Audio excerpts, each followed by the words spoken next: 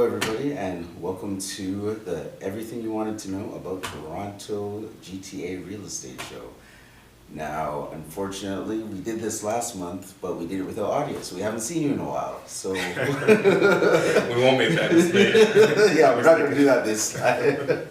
So yeah, again, it's me, Tyrone, and You have Sheldon. right, and we're just going to talk about different aspects of particular parts of the GTA real estate market. As usual, we're going to be focusing mostly on Brampton and Toronto itself. So like we always do, start with Brampton because Brampton is the king of the hill. So Alphabetical order. I wanted to kind of talk a little bit about Brampton. I know there's been a lot of coverage on just the real estate market in general, right?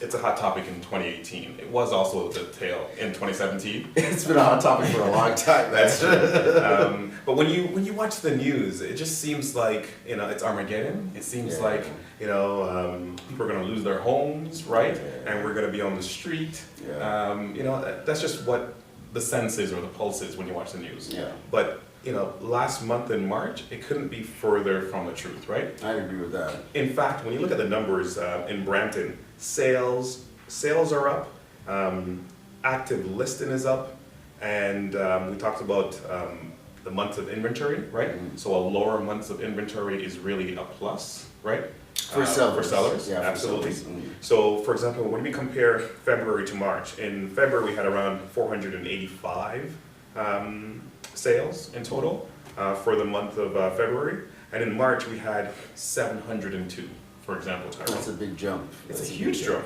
That's like almost 75%, something like that. There you go. And then Yeah. from an active listing, right, in February we had around 1,081, and in March we had 1,280. So again, all the numbers are up, right? And this is probably my favorite though when it comes to in regards to sellers. Yeah. Even the average price of homes are up.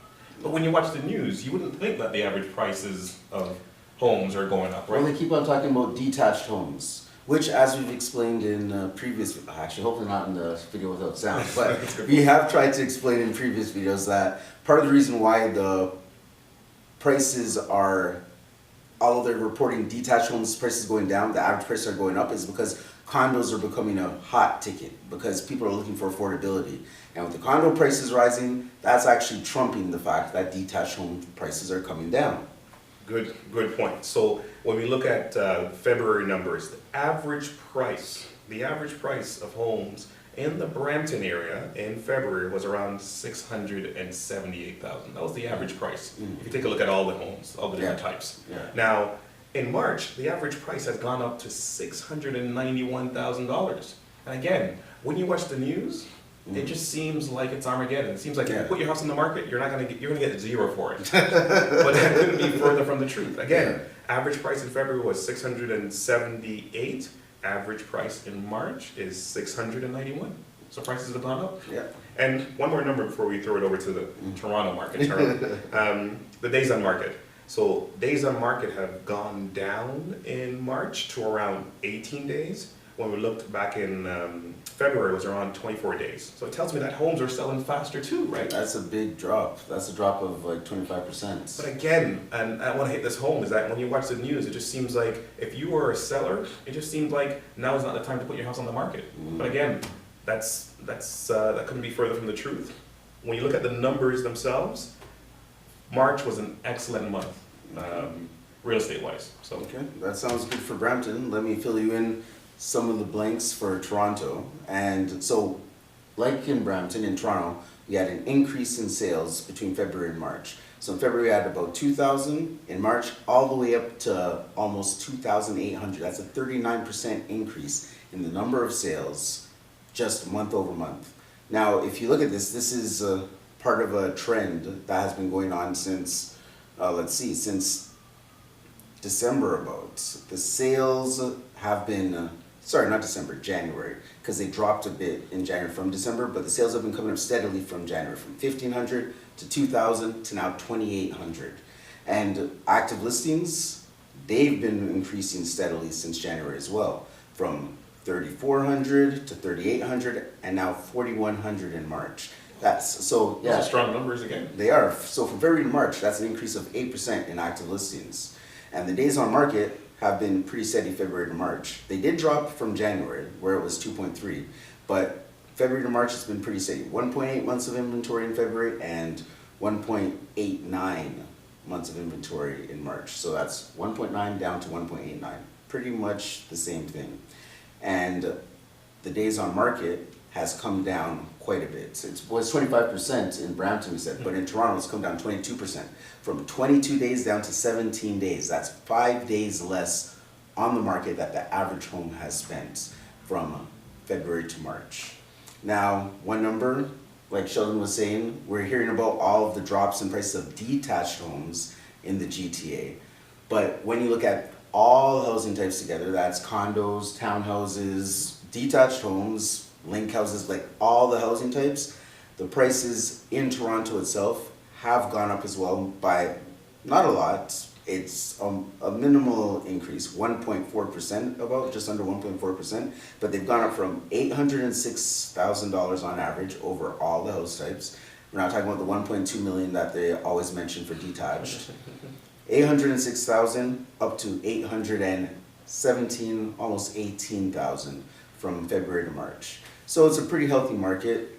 Last month, I mean, you don't know this, we were saying that the trends were looking in February like we're, as usual, going into a stronger spring market with more houses on the market, which definitely has happened, with slightly less months of inventory, so it hasn't really come down that much, but the sales numbers are definitely up, and of course the available listings are definitely up, which are two things that we kind of expected to see and do expect to see in a spring market. Yeah, and I think one of the things we were saying in last month's video, sorry about that, technical difficulties, is, you know, when we talk about these numbers and we talk about the market sort of picking up, right, I think what we always have to do is to put it in context, right? Mm-hmm. So we're not going to get back to the 2017 numbers, right? Was, you know, that was unsustainable. Yeah. And I think that's what's kind of set the tone, even last year and earlier this year, and that folks are always comparing what's happening to, you know, what was going on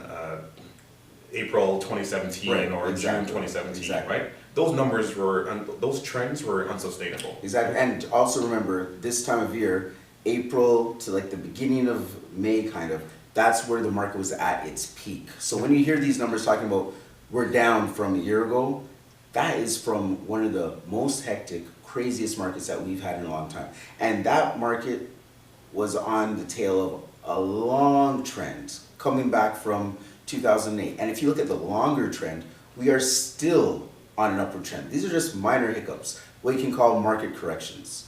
Because going back to 2000, from then till now, the market has been on a fairly steady incline. We had a hiccup in 2008, even though we didn't have the same problems that they had in the States.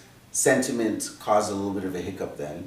And just now with the government corrections that came in last year, we've had a bit of a hiccup, but they aren't major hiccups. And if you look at the pricing, like even now, the lowest for Toronto, let's say, was like around in December.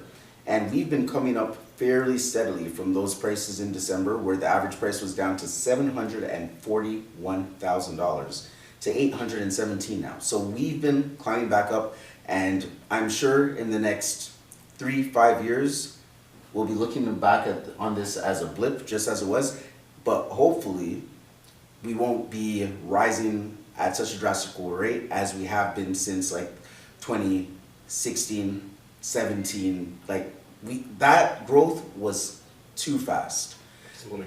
So we understand that, and hopefully now that we've reset, we can just continue growing on a more sustainable path. Yeah, I like what's happening. I like the fact that you know, folks that were priced out of the market, even last year, I had clients that were priced out of the market, and now, you know, these clients are now calling to say, you know what, you know, prices have come down, Sheldon, so perhaps now I can kind of re-enter that marketplace, and they're now able to actually get back in the market, right? And again, as Taro mentioned, in 5 years, none of this will matter, right? Yeah, exactly. So if you're looking to buy or sell, you know, now is as good as any to kind of have that conversation with your real estate advisor. Especially if you're looking at a detached, because what they are saying about detached homes is true.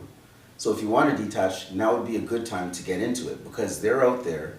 The prices are down from last year. But as we're saying, this is a mini trend in a long-term trend, and the long-term trend is up. So now would be a good time to try and hop on a detached, like some of Sheldon's clients, like he's saying, if that's what you want. If you want a different housing type, now is still always the time to get in, but it seems to be a bit of an opportunity for that type of housing.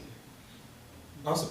Perfect. So we're going to be more consistent with these videos. We're going to make sure that we check the microphone before we start recording. So that's March's video, and hopefully we'll see you the same time next month. So all right. Yeah. Take care. Take care.